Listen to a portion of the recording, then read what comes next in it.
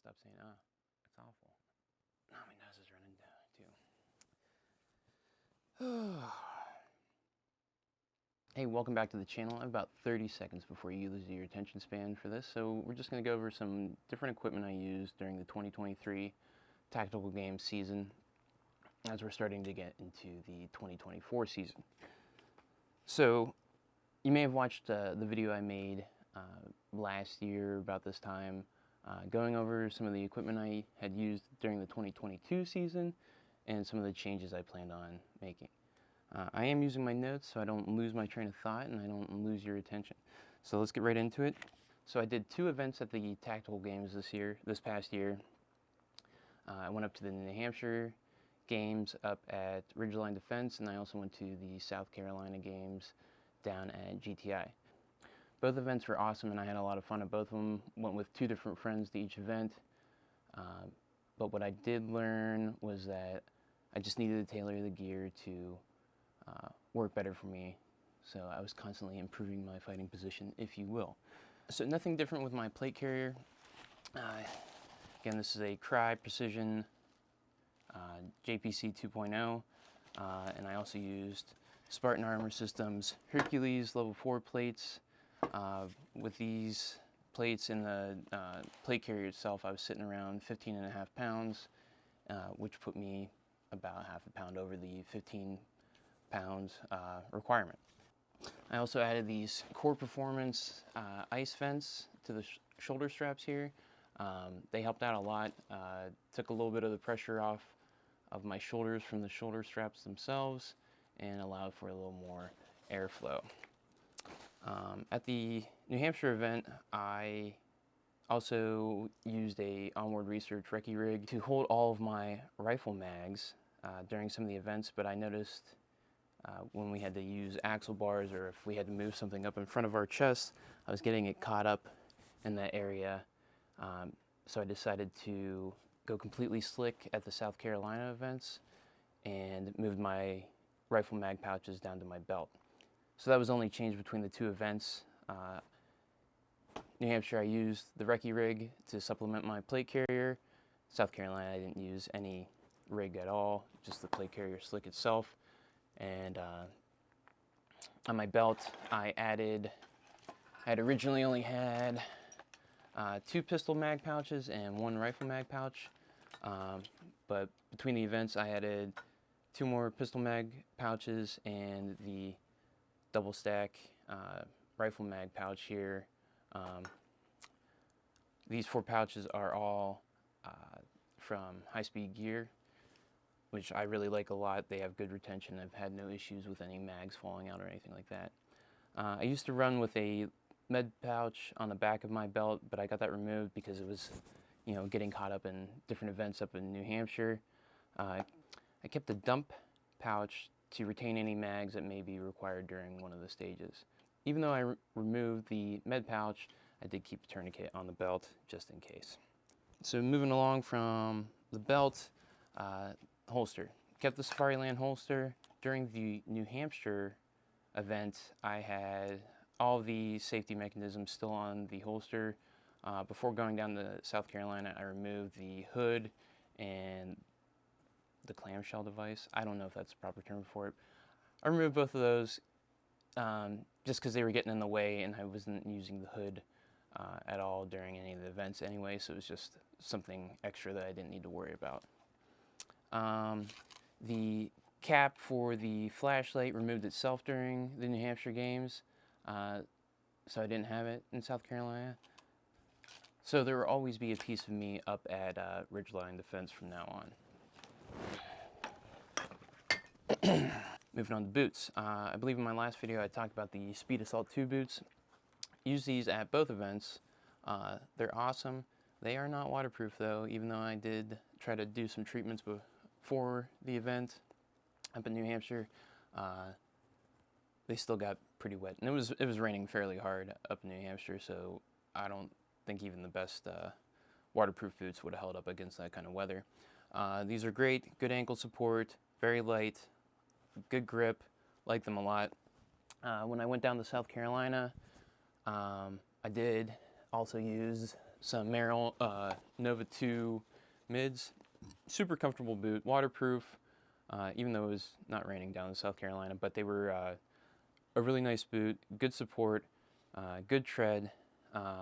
Really like these a lot. So I just wanted to try them out, and I used them in a couple of different stages, as well as the Speed Assault 2s. When I started sweating, switched them out so that I kept my feet comfortable. At the New Hampshire event, I wore Beyond Clothing A9T pants and shirt. Super comfortable clothes, although I looked like a full-on, how do I write that down? By wearing matching clothes, I kind of looked like a super LARPer. So I wanted to throw on some patches for a company that I previously had a relationship with, whom I no longer have a relationship with. When it got a little warmer during the later events in New Hampshire, I switched out to this Under Armour combat shirt that they no longer make. I wanted the ability to throw on a cool patch if I had one. But yeah, they no longer make this shirt. It's actually really nice, but I don't know why companies do the things that they do. They must not have been selling a whole lot of these, but it was a nice shirt. I have 2 of them, fortunately, so I can still use them at other events if I so choose. At the South Carolina event, I ended up not wearing the Beyond Clothing getup that I had.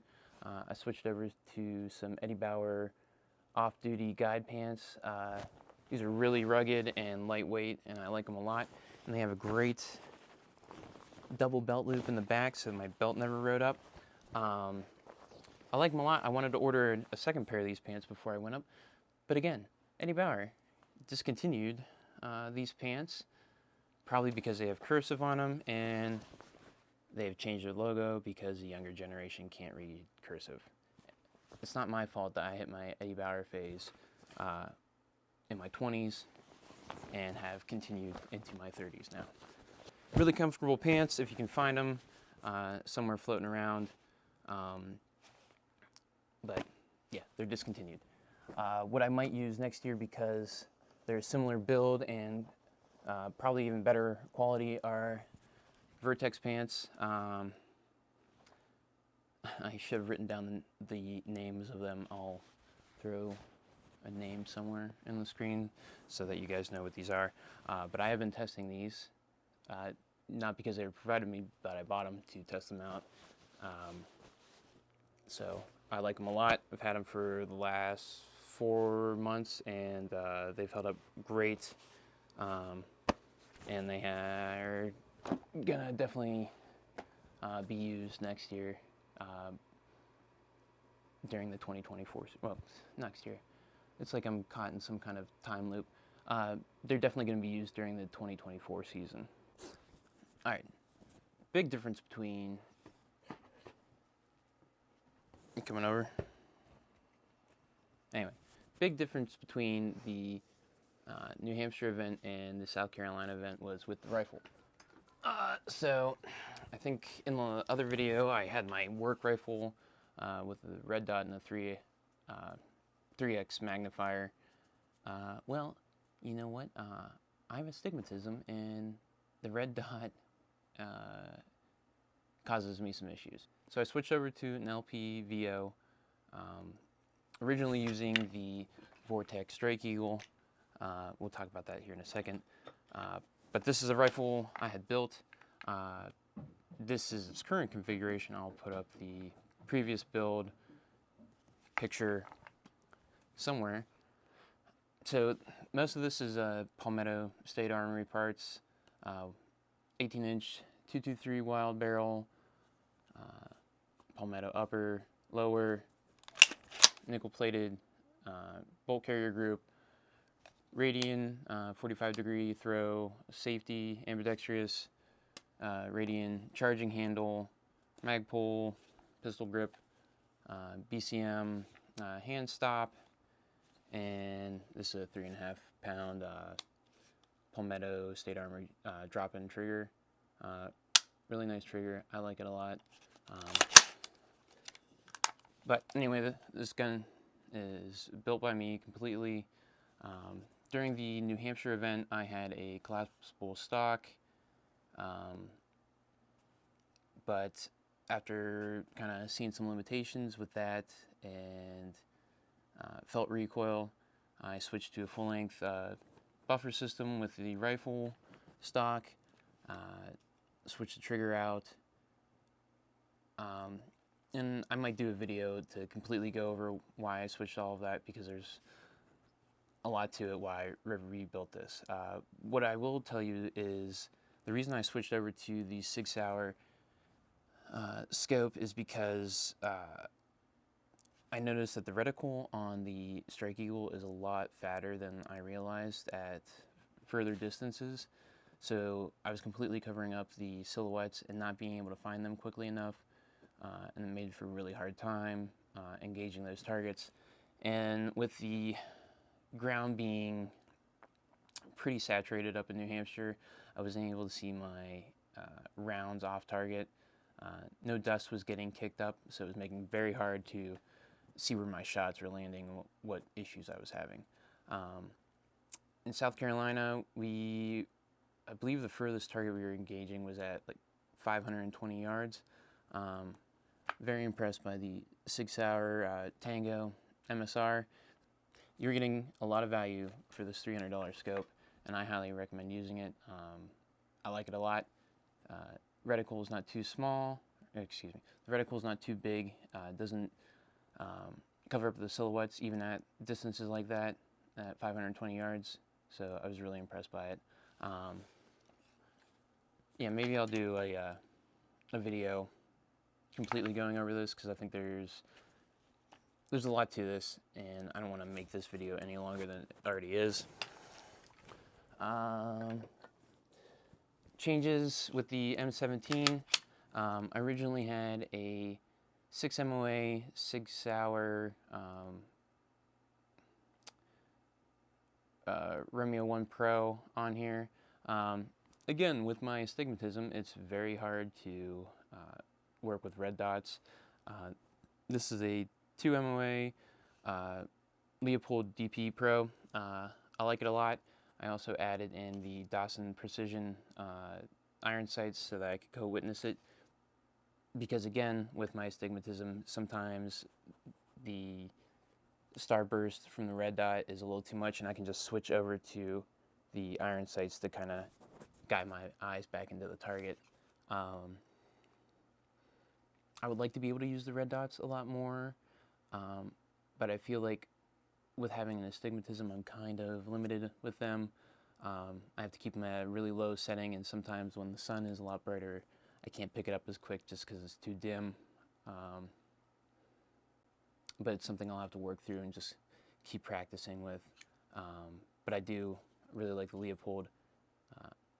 It sucks that I've had to buy multiple different red dots to figure out which one works best for me, but kind of limited in my area with being able to try things out. Just some other things I've figured out over the last few events. I did take these with me to New Hampshire, but this is a cheap rangefinder. Definitely helps out, like going through the stages beforehand, just being able to know how far the targets are going to be, and being able to kind of get ready for the holds you're going to need during the event. So I recommend just picking up a cheap laser rangefinder.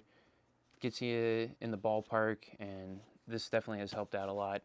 I did pick up a couple pairs of these decibels. I know they're sponsored, or they're one of the sponsors for the tactical games now, but I had picked them up previous to actually going to the events, or actually seeing them as a sponsor. So for USPSA events, I like to keep them on this lanyard so I can just drop them off when I'm doing stuff and they're not still in my ears. But moving around at the tactical games, I know they kind of hindered me because I would get them caught on something and then they'd get ripped out before I was getting ready to shoot. So it's kind of like a double-edged sword, because if you're doing like a certain work event, you could kind of pop them out briefly. But I'll probably take these lanyards off at the next event I do for the tactical games, because they it's kind of got in the way. So that's something to consider down the road. So I gotta find out. I picked up these clear lenses for a pair of older Oakley Hallbrooks that I had. Kind of gives me the Steve Forsing vibe, except I can't grow a mustache like him, and yeah, I like them. They're a little bit different. Yeah, just trying something different there. I mean, you could spend a whole video talking about any one piece of equipment for this stuff. Nick there, the owner of the Tactical Games, is starting to make more videos again for the company.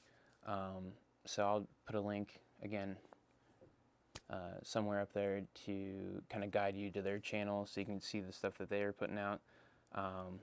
Nick's a super nice guy. I got to talk to him up in New Hampshire and in South Carolina. He loaned my one buddy his, I think they're Jackrabbit Fitness. I'll do some editing there. Plates during the event because my buddy Josh was like he was like a pound under on weight, and you know, us being 8 to 10 hours away from home, didn't really know what we were gonna do there. But Nick loaned him his plates for the event, so that was super cool. And then my buddy Ethan Merritt came with me to the South Carolina event, and we talked to Nick for a while down there too. So super nice guy. Really looking forward to going to some of the events this year. I think I'm going to be going to the Pennsylvania event and again to the New Hampshire event. If you guys have any specific questions, feel free to message me. I'm happy to help anyone that is curious about this stuff. I talk to people at work all the time, trying to get more military and law enforcement involved that I work with. Yeah, you just don't want to be sitting stagnant all the time, and it's good to get involved with events like this. Events like the Tactical Games, USPSA, anything. Just being active is important, and a lot of people are failing to do that now. If you guys could, no one's paying me to do these videos. I'm just kind of learning how to edit and not talk with my hands as much. That must be the Italian in me. I'm learning how to edit and make videos. The reason I'm making these videos is, one, I can get this information out to friends of mine that are curious about the Tactical Games and other things, and I kind of like to... So my other camera died and I just had to move this one over. So the reason I'm making these videos is because I'm trying to learn how to edit stuff a little bit better. I'm helping start a company called Ragnarok Ordnance Works, and if you guys could give them a follow on Facebook and Instagram, and I'm working on getting us a X account. I'll put some links down at the bottom here. Yes, I know I am not the next big YouTube gun guy. Thank you, Peter Griffin, whatever the your numbers are. I got that. I'm okay with not being the biggest fish in the pond, so thank you for your support. Again, if you could, like, comment, subscribe, follow, whatever this is. Share it with a friend that's curious about this stuff. That'll help me out a little bit and help guide the direction of this channel. I'm not trying to make this into a big thing, but it is kind of fun talking about the stuff I do, and even with the last video, shooting at body armor was fun. And if you guys like this stuff, let me know. We'll keep trying it for a little bit longer, and if it fails, it fails. I really don't give a f***.